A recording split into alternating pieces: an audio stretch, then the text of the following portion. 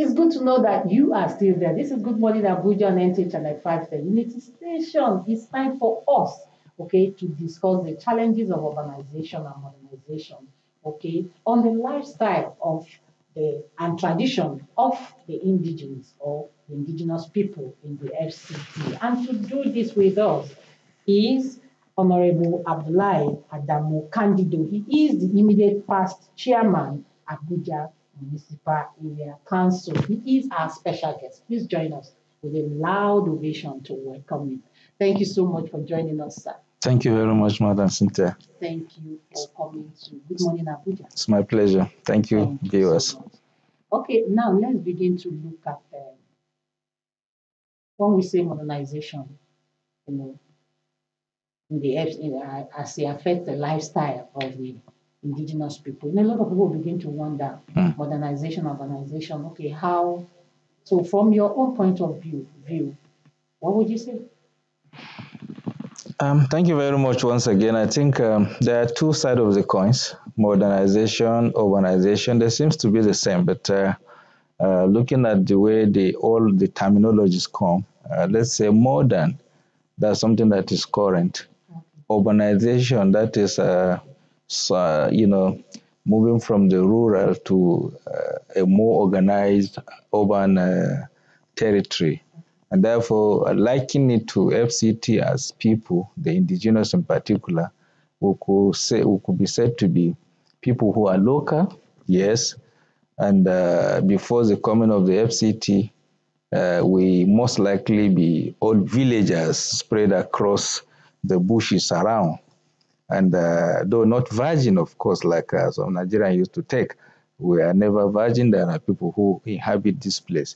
But the fact that we have not been too exposed then, we have not been too literate as to go to, receiving Western education. So we could be said to be local. And so if you describe us then as local, you could be said to be right. But as the FCT begin to, receive Nigerians into the territory, are beginning to become, receive some new technologies, influx of people, and then of course you begin to have a lot of facilities around. So we're moving from our old enclave to now a modern period of time. So in this case, you could be seen that we're moving, of course, from the rural setting to now an urbanized territory. Let's look at the impact of this on the people. Yeah, Madam, I think we must positively say that the influx and the modern nature of FCT today has impacted positively on the people. Positively in the sense that the people, if you look at us then, we may not have gotten to where we are today, right? Our people have been, the way and means whereby people, come around us has made us to go to school the more. We've been going to school, but not as it is today.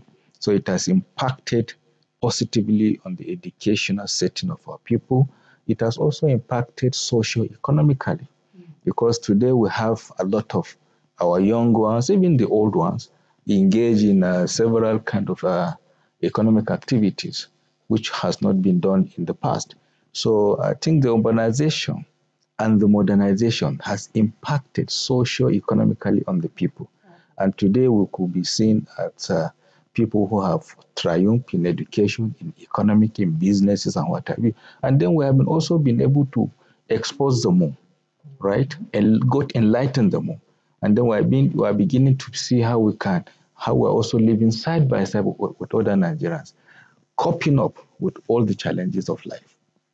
Yeah. Okay, let's also look at in terms of development. Okay, in terms of development. Yeah. And then another way is there any way it has affected the tradition, the culture, the lifestyle?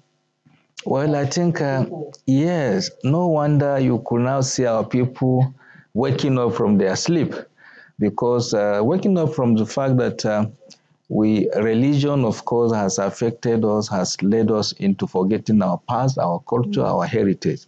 But because Nigerians who even come to live with us here, who came merely to, as civil servants or business people, did not even forget their culture of in their various homes. They are also introducing it here.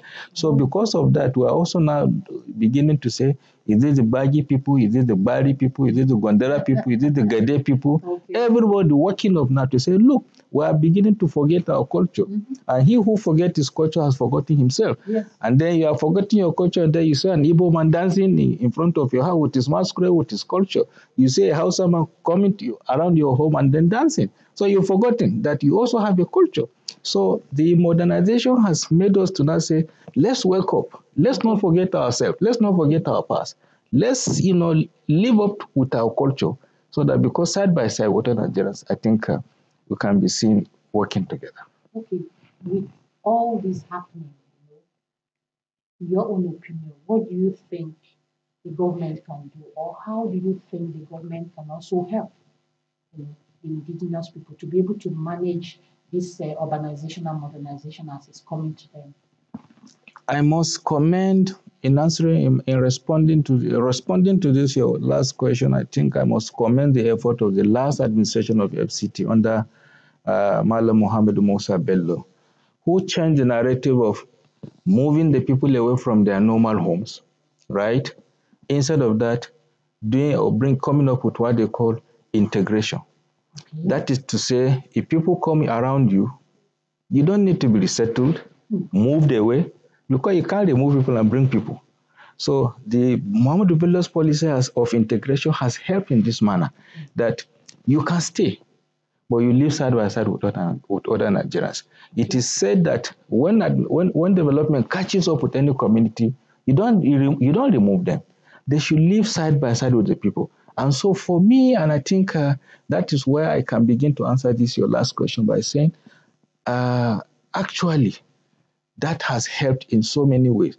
And the fact that we're beginning, we're almost forgetting where we come from. This also has waking us up to mean that we must not forget that we must have to live side by side with other Nigerians. Okay? They have come to add value to the development of the territory. We are the host community living side by side with other Nigeria. I think it will help in a long way in ensuring that we have a sustained city that everybody can be proud of.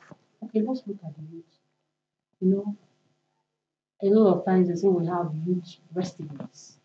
You need to help them channel their energies to Yeah. positive use. How, from your own opinion, how would you say this urbanization and modernization has affected the life of the youth? Like I told you, like our people in the past, we used to be babies, of course, before we now become elders. But between the 60s, 70s, and early or late 80s and early 90s, our children in FCT are not used to some social vices. But the coming of the influx of the people, different characters, different kind of persons coming to us and then living side by side with us has negatively impacted on our youth. Sincerely, because today you see our children becoming cultists within the society. We never know this thing before. They begin to do other things, inhale all sort of negative, what do you call it? Yes. Drugs and co.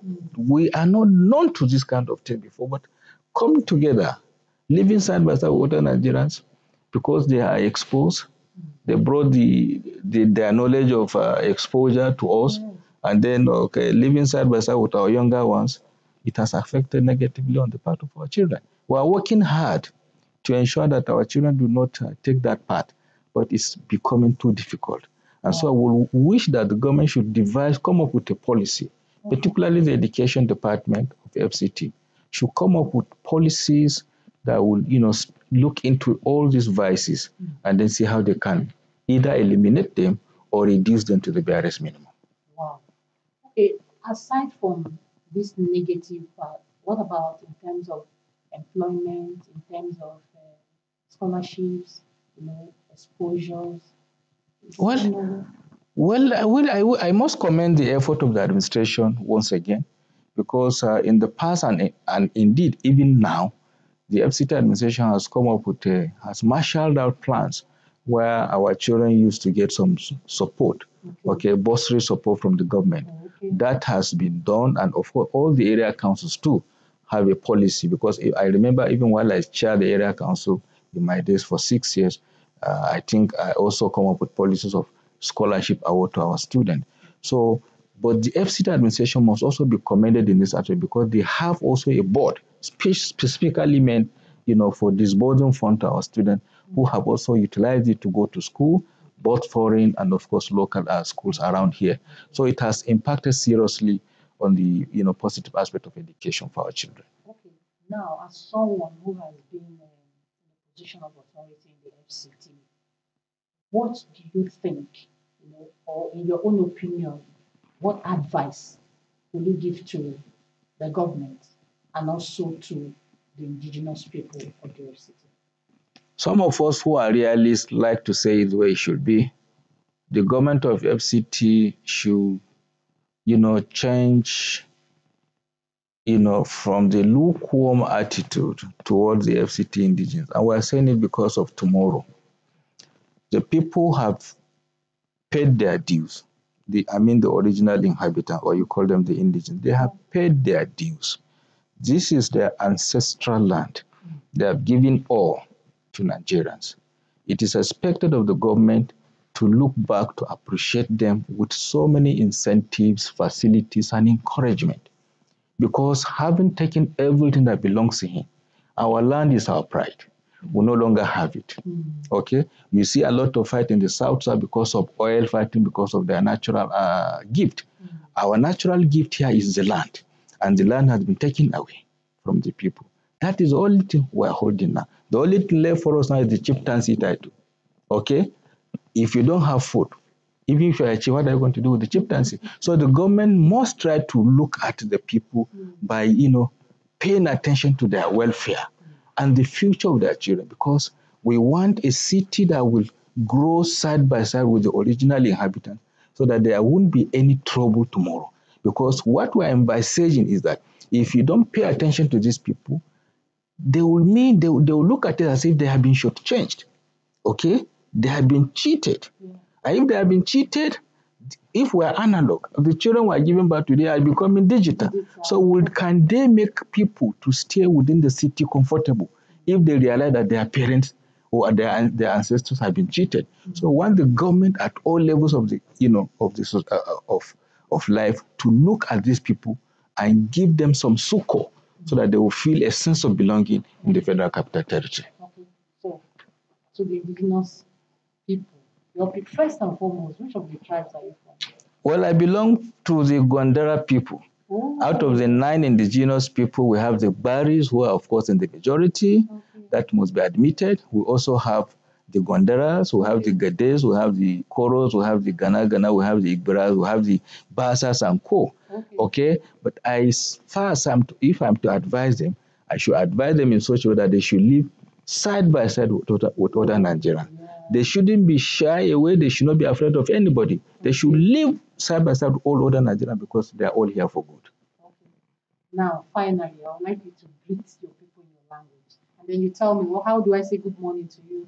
Okay, well, the Gondara people were from Kano. We are the version of the Hausa who left Kano because we were asked to pray or to accept Islam, and we refused to accept Islam. So they asked us to leave the Kano, and then we spread across Niger, Kaduna, FCT, and then, of course, Nasarawa State. So most of our language have a lot to do with Hausa. If I have to say good morning, the Hausa man will say ina kwana. The Gondara man will simply say kwana. Kwana. Oh. Okay, kwana is simple. We just reduce it from ina kwana to kwana. So I can say kwana and then I will say agua. Agua. Oh, okay. Simple. All right, so you can just greet your people in your language. Okay, well, ntana mu Gondara enam Abdullah Mukandido suchukwan na zuwa NTA ban yuko bata, kuma naka na bata na amsa na karba bata kya mu bai ma Abuja, kuma na chukwa na banta na musu china nke ilimi boko ni ilimi zamani, mbo na bi kamata kuwance ka kiya sosai. Wow, wow. I wish I can just speak or pick what you're saying. So Thank I'll you. say to your people, I'll say to them, Pana, thank you so much for a wonderful song of yours. And you've heard it, okay? Now, urbanization, modernization, on the lifestyle is something that everybody should rejoice about. It's something that the indigenous should be happy about. And like he has said, some things need to, still be put together for things, for everything to be okay. Thank you so much, sir. It's my Thank you. We pleasure. appreciate you, Thank sir. you very Okay, much. the program is still Good Morning Abuja. Please don't go anywhere. We still have a lot package for you. We'll be right back after this.